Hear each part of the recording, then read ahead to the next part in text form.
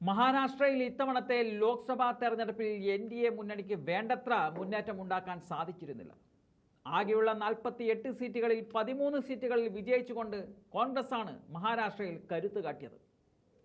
ശിവസേന ഉദ്ധവ് വിഭാഗത്തിനും BJPക്കും 9 സീറ്റുകൾ വീതമാണ് നേടാൻ സാധിച്ചത്.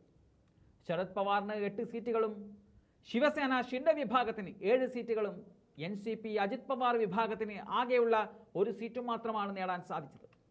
ഈ അപ്രതീക്ഷിത തിരിച്ചടിയിൽ BJP ഞെട്ടി നിൽക്കുമ്പോൾ ഇപ്പോൾ മറ്റൊരു ട്വിസ്റ്റ് കൂടി ഉണ്ടാവുകയാണ് മഹാരാഷ്ട്രയിൽ. അതായത് വോട്ടെണ്ണൽ ദിനത്തിൽ വോട്ടെണ്ണൽ കേന്ദ്രത്തിലേക്ക് മൊബൈൽ ഫോൺ കൊണ്ടുപോയി എന്നുള്ള പരാതിയാണ് ഇപ്പോൾ ഉയർന്നു വന്നിരിക്കുന്നത്. ഇത് സംബന്ധിച്ച പരാതി പോലീസിന് ലഭിച്ചു കഴിഞ്ഞിട്ടുണ്ട്. ഈ പശ്ചാത്തലത്തിൽ തെരഞ്ഞെടുപ്പിൽ വിജയിച്ച ശിവസേന ഷിൻഡെ വിഭാഗം MP-യുടെ ബന്ധുവിനെതിരെ കേസെടുക്കുകയും ചെയ്തിരിക്കുകയാണ്.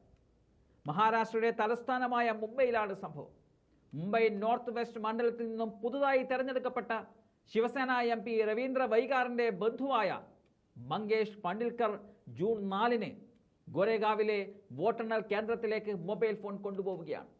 ഇതേ തുടർന്ന് ഭാരത് ജൻ ആധാർ പാർട്ടി അവരുടെ സ്ഥാനാർത്ഥിയായ അറോറ സുരീന്ദർ മോഹനാണ് പോലീസ് സ്റ്റേഷനിൽ പരാതി നൽകിയത്.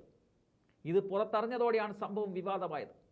ശിവസേന ഷിൻഡെ വിഭാഗം MP രവീന്ദ്ര വൈക്കറിന്റെ വിജയത്തെ ബോംബെ ഹൈക്കോടതിയിൽ ചോദ്യം ചെയ്യുവാനാണ് ഇപ്പോൾ ഉദ്ധവ് താക്കറെ വിഭാഗം നേതാവും അതുപോലെ സ്ഥാനാർത്ഥിയുമായിരുന്ന അമോൽ കീർത്തികർ ഉദ്ദേശിക്കുന്നത്. ഈ മണ്ഡലത്തിൽ വെറും 48 വോട്ടുകൾക്ക് മാത്രമാണ് രവീന്ദ്ര വൈക്കർ വിജയിച്ചത്. വാശിയേറിയ പോരാട്ടമായിരുന്നു നടന്നത്. കോൺഗ്രസിന് നല്ല വോട്ട് ബാങ്കുള്ള മണ്ഡലമാണ് മുംബൈ നോർത്ത് വെസ്റ്റ്. ശിവസേന കൂടി തങ്ങളോടൊപ്പം വന്നതോടെ പോരാട്ടം കനക്കുകയായിരുന്നു. ഇപ്പോഴത്തെ ഈ വിവാദത്തിൽ ഹൈക്കോടതിയിൽ പോരാട്ടം തുടരുമെന്നതാണ് ഉദ്ധവ് വിഭാഗം പറയുന്നത്.